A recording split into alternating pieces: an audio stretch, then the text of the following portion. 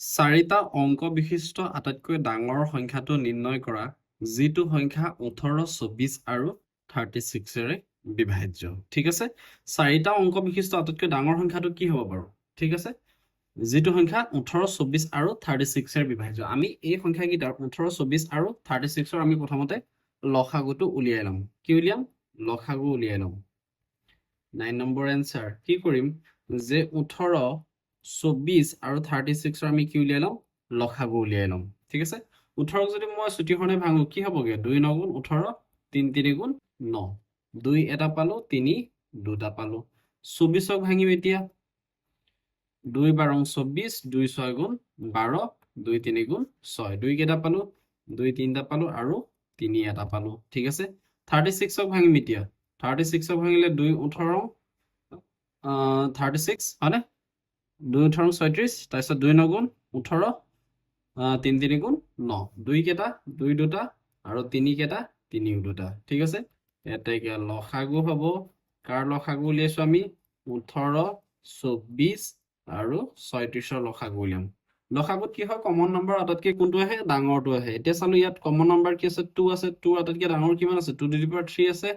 ইয়াত 3 কমন যিটো আছে ইয়াৰ আটাইতকৈ ডাঙৰ কি? 3 স্কোৱাৰ হয়। 2 to the power কিউব মানে 8, 3 স্কোৱাৰ মানে হৈছে 9, 8 9 গুণ 72। ঠিক আছে, 8 9 গুণ কিমান পালো? 72 পালো। এতিয়া কথাটো হ'ল যে চাৰিটা অংক বিশিষ্ট আটাইতকৈ ডাঙৰ সংখ্যাটো কি হয় বাৰু? চাৰিটা অংক বিশিষ্ট আটাইতকৈ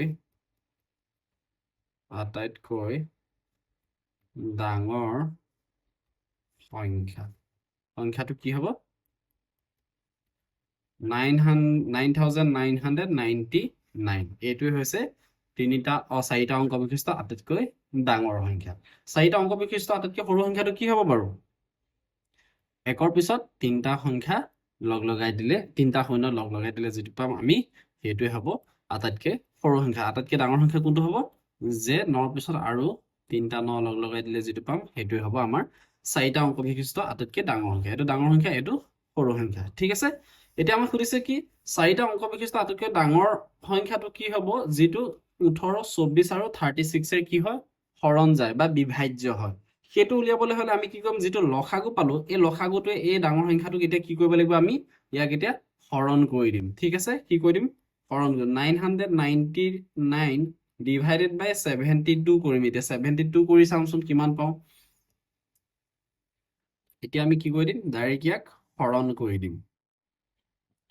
হৰণ কৰি দিলে কিমান পাওঁ চাওঁ। এই কাষতে কৰিছো, 9999 ডিভাইডেড বাই 72। 72ৱে 99 এবাৰ গ'ল, 72 হৈ গ'ল। 9 পৰা 2 গ'লে থাকিলে 7 থাকিলে। ঠিক আছে, 7 থাকিলে, 9 পৰা 7 গ'লে থাকিব কিমান? 2 থাকিলে। ঠিক আছে, এতিয়া 27ৰ হৰণ নাযায়, আৰু এটা 9 নামি আহিব। ঠিক আছে, 9 এটা নামি আহিলে মই এবাৰ কিমান দিম? 72ক এবাৰ 3 বাৰ দি চাওঁচোন। 3 2 গুণ 6, 3 7 গুণ 21। ঠিক আছে, এতিয়া কিমান নামি আহিলে? 9 পৰা 6 গ'লে থাকিব 3, 7 পৰা 1 গ'লে থাকিব 6, 63। এতিয়া 72ৱে 63 হৰণ নাযায়, কেইবাৰ দিম? এই ওপৰ 9টো নামি আহিব, 69 হৈ গ'ল। এইবাৰ মই 8 বাৰ মান দি চাওঁচোন। 8 2 গুণ 16, 6 উকলিব 1, 8 7 গুণ 56, 56 1 57। ঠিক আছে, মিলিছেনে? 19ৰ পৰা 6 গ'লে 9 পৰা 6 গ'লে কিমান থাকিব? 3 থাকিলে।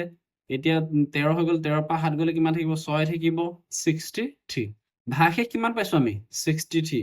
ইয়াত আমি কিমান পাওঁ? হৰণ কৰি 138 পালো, আৰু ভাগশেষ কিমান পালো? ভাগশেষ 63। এতেকে আমি কি হৈ গ'ল? ইয়াৰ পৰা আমি ভাগশেষটো মাইনাছ কৰি দিলে হৈ গ'ল, বেলেগ একো কাম নাই। ভাগশেষটো ইয়াৰ পৰা মাইনাছ কৰি দিম। যদি ভাগশেষটো মাইনাছ কৰি দিওঁ কিমান পাম? 9 পৰা 3 গ'লে 6 থাকিলে, 9 পৰা 6 গ'লে 3 থাকিলে। অ'কে, 9 পৰা 3 গ'লে 6 থাকিলে, আৰু 9 পৰা 6 গ'লে 3 থাকিলে, বাকী 9 9 এইকেইটা লিখি দিলে হৈ গ'ল। ঠিক আছে, এতিয়া আমাৰ এনচাৰ ওলাই গ'ল। আমি লিখিম যে কি হ'ল? এতেকে 18, 24 আৰু 36ৰে বিভাজ্য চাৰিটা অংক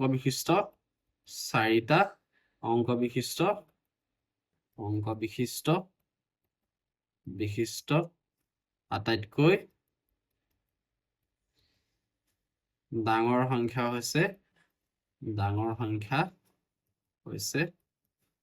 9936 যদি কিবা বুজি নোপোৱা মোক জনাবলে নাপাহৰিবা ঠিক আছে